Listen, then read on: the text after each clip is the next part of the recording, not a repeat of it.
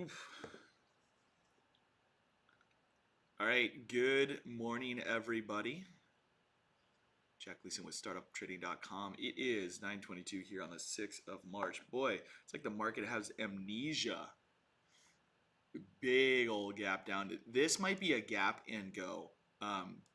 Usually when we're gapping below the prior day's range, below that 78% retracement, very bearish. Very bearish. So the title of the video is gap filler below the mid. So as long as we're staying below the mid, which obviously we are, I think we can continue lower. Now, we never got up into the extension I wanted us to. Instead, yesterday, again, we've kind of done the same thing here where we have Monday's high to Tuesday's low. Now, yet on Tuesday, we traded and broke the 61. Yesterday, we defended it. And then you saw there was basically a selling pressure at the 50. Same thing here today, or yesterday, I should say. We traded the 61, lower high, kind of moved back and closed right on that 50% retracement short. And really started selling off during the European session on that level. And we are opening below yesterday's 78% of the range. Now, the entire 78% of the range is this green line. That is really where bulls are going to need to defend again, and not if there's selling pressure that's continuous below this green line. We're probably on our way to that short target. Now, if it's not, we're going to get that extension eventually above us. But maybe that doesn't happen until news.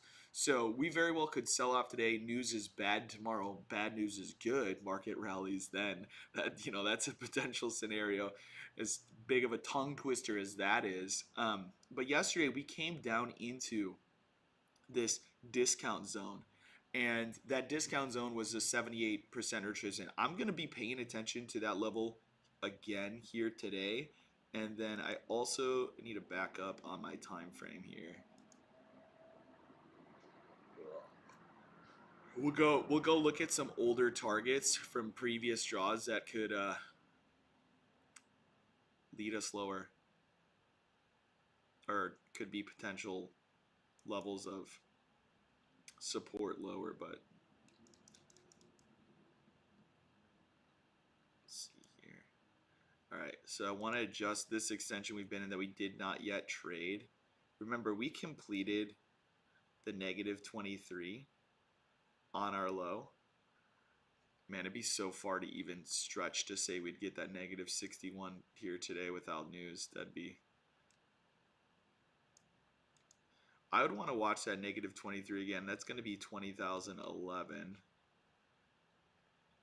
But really, if we get below that, I'm just going to be looking at the negative 23% profit target realistically of the other draw. This negative 61 is too far to complete today. I'm not saying it can't happen, but I really don't think we're going to complete down to 19,500 before the news event. So I'm going to leave up, really the same draws I had yesterday, which is the extension from that 1045 2 Fridays ago to low that we have not been able to make our way back up into. The more aggressive draw, this traditional short, if we lose lows, that's where we're going. But if the halfway back, or sorry, the 78% retracement can hold here, I'd look for a reversion at least into the midpoint. Now that this is our second day making our way down, at any point in time, yesterday's high to whatever today's low is, though, that's really going to be a setup that's going to be hard to get above. So between the midpoint, if we can rally, if we can come down to the 78, we can maybe rally all the way back up into the midpoint. But as long as we're below the lower mid, I'm going to be very careful with any long. So anything off the open, just completely negate at least the first half an hour until we get to the prior day's lows before I'm interested in a potential reversal. But if we're getting pounded here, those downside targets from that traditional are going to be 19,826. It's a long ways away. Definitely could be on the completion for tomorrow. It does seem like shorts are just setting up still for tomorrow. We're going to go to the ES. I mean, once again, great rally out of the low, and then just a failure to get that higher time frame extension. We've continued to trade the um, traditional short from Tuesday's high. It's basically halfway back short for the week. I want to go back and because we've never traded the extension to the new low, I'm going to bring it back to that previous low that it actually traded. And what'll be interesting here is the ES actually, that negative 61 of the extension that traded on Monday, I'm going to use that as my premium zone. The negative 61, and that's going to be down at 56.90 half, 56.90 half. We're hanging on, seems like by a thread here.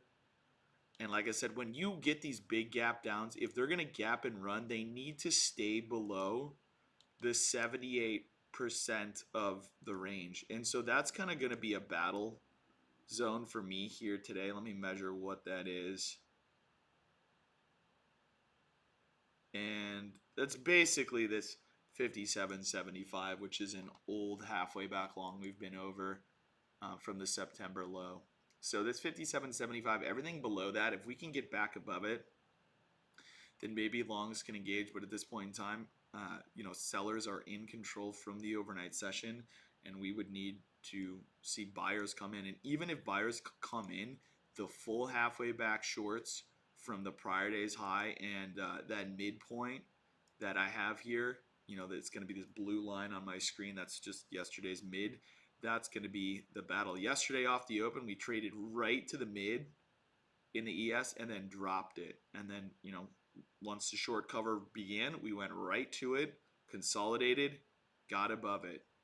And then we had, we at that point in time, we were basically above that upper mid. And then once we lost it, all the way back down. So I'm bearish going into the open.